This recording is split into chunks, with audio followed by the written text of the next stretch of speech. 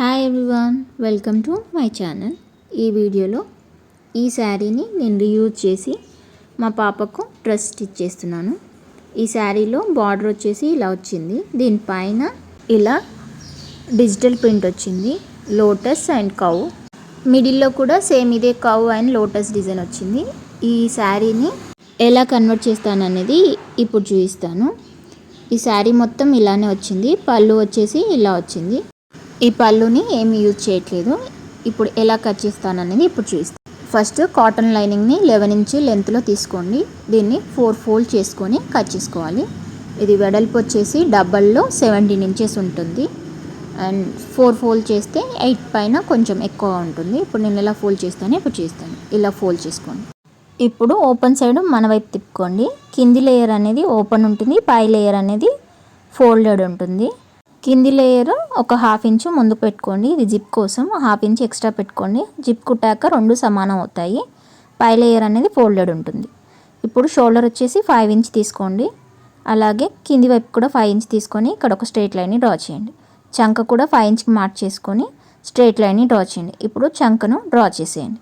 పైన ఒక 1/2 inch shoulder డౌన్కి mark చేసి అక్కడ నుంచి కింది చంక వరకు సమానంగా సరిగ్గా మిడిల్ పాయింట్ని డ్రా చేయండి. ఈ మిడిల్ పాయింట్ దగ్గర 1/2 ఇంచు లోతుకి చంక లోతుని డ్రా చేయండి. ఇది ఫ్రంట్ పీస్ కోసం. బ్యాక్ పీస్ అనేది ఫస్ట్ లైన్ డ్రా చేసాం కదా, అక్కడికి కట్ చేసుకోవాలి. ఇప్పుడు నెక్ విడ్త్ వచ్చేసి 2 ఇంచ్కి మార్క్ చేసుకోండి. ఇక్కడ షోల్డర్ వచ్చేసి 3 ఇంచెస్ ఉంటుంది. స్టిచ్ చేయగా 2 ఇంచెస్ తయారవుతుంది. ఇప్పుడు ఎలా డ్రా చేసుకున్నామో అలా కట్ చేసేయండి. ఇప్పుడు ఫ్రంట్ చంక లోతుకి ఇంకొక మార్కింగ్ చేసాం కదా, అక్కడ పై లేయర్ని మాత్రమే పైకని ఈ చంక లోతు అనేది కట్ చేసేయండి. ఇప్పుడు కింది వైపు డ్రా చేసుకోవాలి. కింద నడుము దగ్గర 1.2 ఇంచ్కి పైకి పెట్టుకోండి. ఇక్కడ మిడిల్ దగ్గర నుంచి 4 ఇంచ్కి మార్క్ చేసుకొని ఇలా క్రాస్ లైన్ డ్రా చేసి కట్ చేసుకోండి. ఇప్పుడు ప్లీట్ మార్కింగ్ కోసం 3.5 ఇంచ్కి మార్క్ చేసి అక్కడ చిన్న టక్స్ పెట్టేయండి. ఇప్పుడు బ్యాక్ పీస్ని యూజ్ చేసి పేపర్ని డ్రా చేసుకోండి. ఈ లైనింగ్ ఎలా ఉందో సేమ్ అలాగే షోల్డర్ దగ్గర నుంచి 3 ఇంచ్కి మార్క్ చేసుకోండి. చంక దగ్గర 2 ఇంచ్కి మార్క్ చేయండి. ఈ రెండింటి మధ్యలో 2.5 ఇంచ్కి మార్క్ చేయండి. ఈ 2 ఇంచ్ మార్కింగ్ నుంచి 2.5 ఇంచ్ మార్క్కి ఇలా కర్వ్ స్కేల్ని యూజ్ చేసి లైన్ని డ్రా చేయండి. మళ్ళీ అదే కర్వ్ స్కేల్ నుంచి ఈ 2.5 నుంచి 3 ఇంచ్ వెడత్కి ఇంకొక క్రాస్ లైన్ డ్రా చేసి రెండింటి దగ్గర కర్వ్ స్కేల్ని యూజ్ చేసి సమానంగా డ్రా చేసేయండి. ఇప్పుడు 1/2 ఇంచ్కి ఈ డ్రా చేసుకున్న లైన్ దగ్గర నుంచి మార్క్ చేసి ఇంకొక సర్కిల్ని డ్రా చేయండి. ఇప్పుడు ఈ రెండింటి మధ్యలో మన కట్ వర్క్ అనేది డ్రా చేసుకోవాలి. పైన ఒక 1/2 ఇంచు ఖర్చు కోసం విడిచిపెట్టేసి అక్కడ నుంచి 1/2 ఇంచులకు మార్క్ చేయండి. కట్ వర్క్ అనేది మీకు ఎంత చిన్నగా కావాలంటే అంత చిన్నగా, నేను 1/2 ఇంచులకు మార్క్ చేస్తున్నాను. ఇలా 1/2 ఇంచులకు మార్క్ చేసుకొని ఇలా కట్ వర్క్ అనేది డిజైన్ చేసుకోండి. 1.5 ఇంచ్కి మార్క్ చేసుకోవచ్చు, 2 ఇంచ్కి మార్క్ చేసుకోవచ్చు, మీ ఇష్టం. నేను 1/2 ఇంచుల వెడల్పులో ఈ కట్ వర్క్ అనేది డిజైన్ చేస్తున్నాను. ఇక్కడ ఖర్చులోకి వెళ్ళిపోతుంది కాబట్టి ఇలా డ్రా చేశాను. ఇప్పుడు ఎలా డ్రా చేసుకున్నామో సేమ్ అదే విధంగా ఈ పేపర్ని కట్ చేసుకోండి. కట్ చేసుకునేటప్పుడు కొంచెం కేర్ఫుల్గా నీట్గా కట్ చేసుకోండి. దీన్ని యూజ్ చేసి మనం క్యాన్వాస్ని కట్ చేసుకోవాలి. ఇలా కట్ చేసుకోండి. ఇప్పుడు బాడీ పీస్ పైన ఎలా వస్తుందో పెట్టి చూపిస్తాను. కుట్టిన తర్వాత ఇలా వస్తుంది డిజైన్ అనేది. మధ్యలో ఇలా స్టార్ నెక్ వస్తుంది. ఇప్పుడు ఈ పేపర్ని యూజ్ చేసి 2 రైట్ సైడు 2 లెఫ్ట్ సైడు వచ్చేలా క్యాన్వాస్ని కట్ చేసుకోండి. ఇవి 2 అవి 2 కట్ చేసుకోండి. ఎందుకంటే గమ్ము ఒక సైడే ఉంటుంది కాబట్టి క్యాన్వాస్ని చూసి కట్ చేసుకోండి. ఇలా కట్ చేసుకున్న తర్వాత శారీలోని ఈ జరీ బార్డర్ని నేను యూజ్ చేయట్లేదు. పైన వచ్చిన ఫ్లోరల్ డిజైన్ మాత్రమే యూజ్ చేస్తున్నాను. ఫస్ట్ ఈ ఫ్లోరల్ డిజైన్ పైన ఈ క్యాన్వాస్ని ఐరన్ చేసి స్టిక్ చేసుకోండి. తర్వాత ఎక్స్ట్రాగా ఉన్న క్లాత్ అంతటిని కట్ చేసుకోండి. ఇలా 4 పీసెస్ని ఇలాగే కట్ చేసుకోండి. వీటికి సరిపడే లైనింగ్ని కూడా కట్ చేయండి. లైనింగ్ కింది వైపు పెట్టి క్యాన్వాస్ పైకి కనిపించేలా పెట్టుకొని క్యాన్వాస్ ఇప్పుడు ఎలా ఉందో ఎడ్జ్కి వీలైనంత ఎడ్జ్కి ఈ స్కాలప్ ఎలా డిజైన్ చేసామో సేమ్ అదే విధంగా టంచన్ పైకి అంటూ తిప్పుకుంటూ స్టిచ్ చేసుకోండి. ఎక్స్ట్రాగా ఉన్న ఈ క్లాత్ అంతటిని కట్ చేసేయండి. ఇప్పుడు చిన్న చిన్న కట్స్ పెట్టేయండి. ఈ కుట్టు దగ్గర దాకా ఎక్స్ట్రాగా ఉన్న మిడిల్లో ఉన్న క్లాత్ని కూడా కట్ చేసి ఇలా వేలుతో రబ్ చేసుకుంటూ రివర్స్ తీయండి. ఇప్పుడు పైనంగా అణుగు స్టిచ్ అనేది వేసుకోండి. ఇలా నీట్గా వీలైనంత ఎడ్జ్కి స్టిచ్ చేసుకోండి. ఇలాగే సేమ్ ఇదే ప్రాసెస్లో మిగతా 3 పీసెస్ని కూడా స్టిచ్ చేసుకోవాలి. ఇవి స్టిచ్ చేసుకునేటప్పుడు 2 రైట్ సైడు 2 లెఫ్ట్ సైడు వచ్చేలా చూసుకొని స్టిచ్ చేసుకోండి. అన్నీ ఒకే సైడు స్టిచ్ చేసుకుంటే మళ్ళీ ఇంకొక పీస్ స్టిచ్ చేసుకోవాల్సి వస్తుంది. సో ఇలా అనమాట, 2 ఇటువైపు 2 అటువైపు స్టిచ్ చేసుకోండి. ఈ 4ని రెడీ చేసుకున్న తర్వాత ఇప్పుడు పైన బాడీని ఎలా కట్ చేసుకోవాలనేది ఇప్పుడు చూస్తాను. నెక్ పొడవు 4 ఇంచు, ఇక్కడ షోల్డర్ దగ్గర 2 ఇంచ్కి మార్క్ చేసి ఈ 2 మార్కింగ్స్ కలిసేలా ఇలా ఒక క్రాస్ లైన్ని డ్రా చేయండి. దీన్ని మెయిన్ క్లాత్ సీదా పైన ఇలా ఈ కౌ డిజైన్ అనేది మిడిల్కి వచ్చేలా చూసుకుంటూ ఇలా నీట్గా పెట్టేసుకోండి.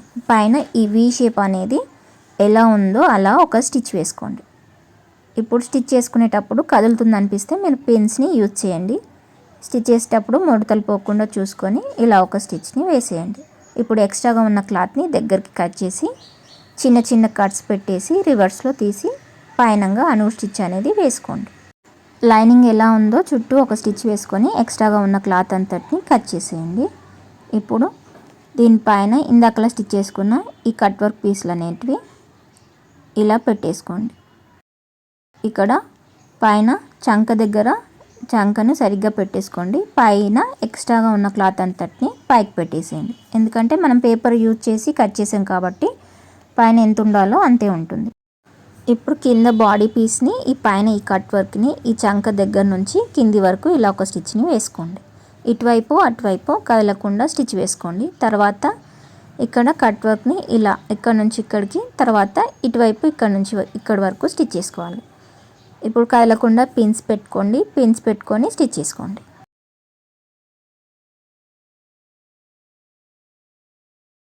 స్టిచ్ చేసిన తర్వాత ఇలా ఉంటుంది. బ్యాక్ పీస్ని పెట్టుకొని షోల్డర్ బాడీ పీస్ అనేది ఎంత ఉందో చూసుకోండి ఒకసారి. ఏమైనా పైన ఎక్స్ట్రాగా ఉంటే ఆ ఎక్స్ట్రా క్లాత్ని కట్ చేసేయండి. ఇలా కట్ చేసి ఇంకొక దాన్ని కూడా ఒకదానిపై ఒకటి సమానంగా పెట్టుకొని ఈ షోల్డర్ని ఎక్స్ట్రాగా ఉన్నదాన్ని కట్ చేసేయండి. ఇప్పుడు ఈ కట్ వర్క్ని స్టిచ్ చేసుకోవాలి.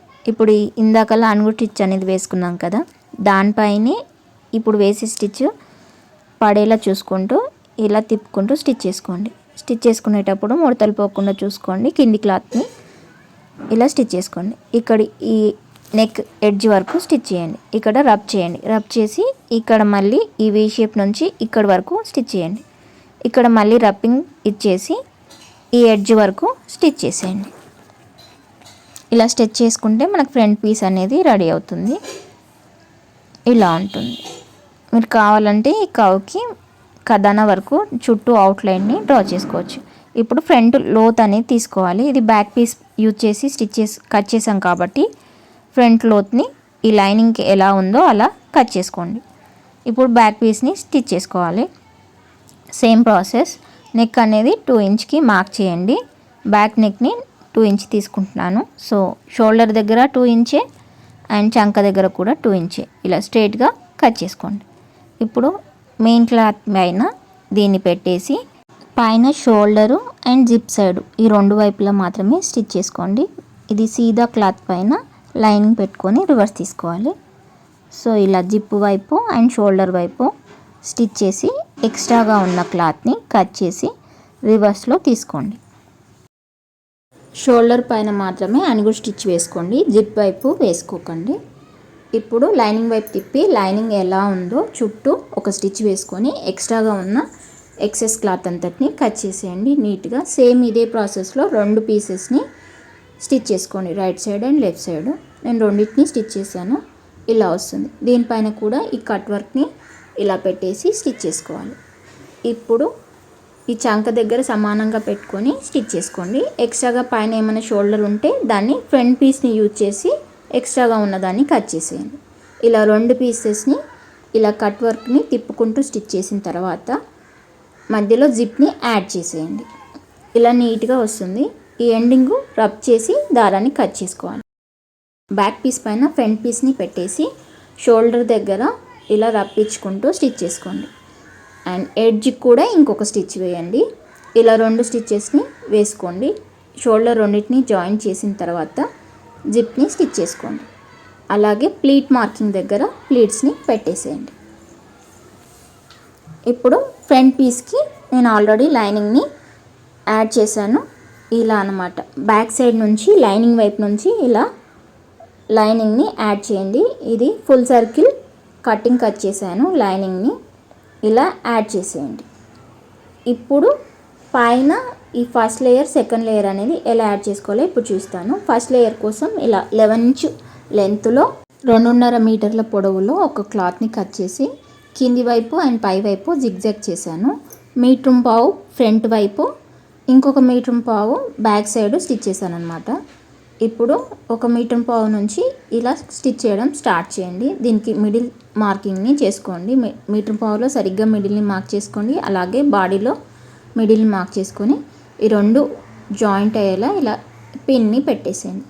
ఇక్కడ ఈ స్టిచ్ పైకి ఒక 1/2 ఇంచు క్లాత్ ఉండేలా చూసుకొని ఇందాకలా లైనింగ్ స్టిచ్ వేసాం కదా, దానిపైనే స్టిచ్ పడేలా చూసుకుంటూ ఇలా ఒక 2 ఇంచ్ వరకు ప్లెయిన్గా స్టిచ్ చేసుకోండి. ఇది ఖర్చులోకి వెళ్ళిపోతుంది. అక్కడ నుంచి ప్లీట్ పెట్టడం స్టార్ట్ చేయండి. చిన్న చిన్న ప్లీట్స్ని ఈ మిడిల్ కాంట దగ్గర వరకు ఈవెన్గా పెట్టేయండి. తర్వాత ఇక్కడ నుంచి ఈ కాంట తీసేసి ఇతల వైపు కూడా సేమ్ చిన్న చిన్న ప్లీట్ని క్లాత్ అంతటిని అడ్జస్ట్ చేసుకుంటూ స్టిచ్ చేసుకోండి. ఇలా నీట్గా పెట్టేసుకోండి. లైనింగ్ అనేది లోపల వైపు ఖర్చు పైకి వచ్చేసింది కదా, అది కింది వైపు అనుకొని దానిపైన అణుగు స్టిచ్ పడేలా ఈ క్లాత్ అనేది స్టిచ్ చేసుకోవాలి. ఇక్కడ ఎడ్జ్ కూడా 2 ఇంచ్ ప్లెయిన్గా స్టిచ్ చేశాను, అది ఖర్చులోకి వెళ్ళిపోతుంది. సేమ్ అదే విధంగా బ్యాక్ సైడ్ కూడా స్టిచ్ చేశాను.